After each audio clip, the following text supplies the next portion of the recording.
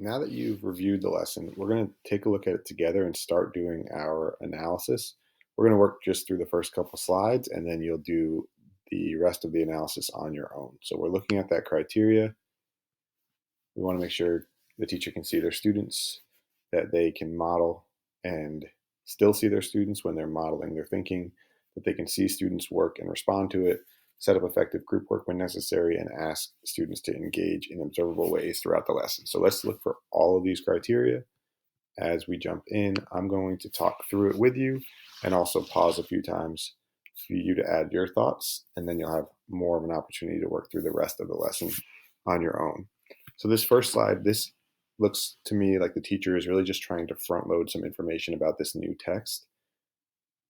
I don't think it makes sense to ask the students to show their work in some way here because we're just front loading. So I want to ask myself, can the teacher see all of their students? An easy way to do that would be if this is part of a Nearpod, then I can have my gallery view open and the kids can see what's on the slides, and I don't need to share my screen. If I am sharing my screen at this point in the lesson, if I have two monitors and I'm on dual monitor view in Zoom, that would work too.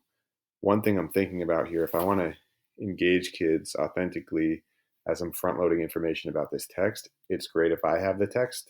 I can hold it up so they can look at their Zoom screen and I can say, we're reading Love That Dog today. It's a great book. And I can hold up my book that I've been reading, and that's all dog eared and we're excited about it. And they can still see this slide in their Nearpod. The kids also have a book. So that question about the opportunity for students to engage can be simple. They all hold their book up. I can narrate. Joshua has his book. Siani's book is there. Awesome. Thank you. Eric, looks like you've been doing some reading. I love it. So that's going to allow us to engage students and to see all students. Let's take a look at the next slide. Here we're introducing thinking steps with summarizing a text. So I do want students to engage here. I want to make sure I can still see them all. When I look at the content of this slide, there are some thinking steps that are going to be less applicable to a text like "Love That Dog," which is written in verse. So it would actually be really helpful. Not that I'm doing a full model here, but to be able to show them how some of these thinking steps do and don't apply to a text written in verse. So I'm going to keep the Nearpod open so they can see this slide. And then I'm going to change my zoom, switch the camera input over to my dot cam, and put the first poem from my book under the dot cam and say, look, this is a little bit different. When there's not going to be headings, there's not going to be topic sentences, but the way that we look at our lines and our line breaks, maybe that's a visual or a text feature that's going to help us with summarizing. So I'm thinking about how I'm modeling so they can see, and then I can still see them. Let's take a look at the next slide.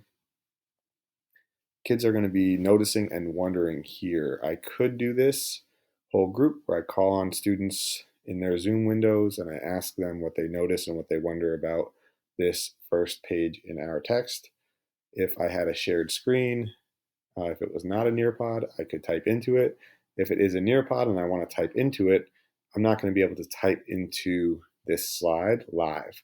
So if I want to do this whole group and I want to be able to model for them and engage them, then one thing I could do is make it a draw it. If I make it a draw it, I can share my screen. They will see this slide in their Nearpod, but they will also see my shared screen on the Zoom window where I can write down what they're saying as they're saying it. The nice thing about putting it as a draw in the Nearpod is I actually can ask them to get started first. So I can have them jot a couple notices and wonders. I can now see student work in real time on a draw it.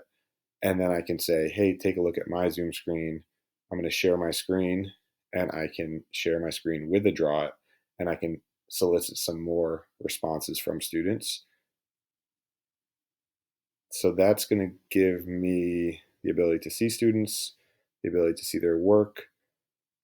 If it's a draw it, I'm going to ask them to use the text box in draw it. It will just be easier for them to write their notice and wonder. So I want to be ready possibly to model for them how to put my text box in to this table for my notices and my wonders. I'm going to stop my analysis there. You all are going to continue your analysis through the rest of this lesson, keeping these criteria front of mind.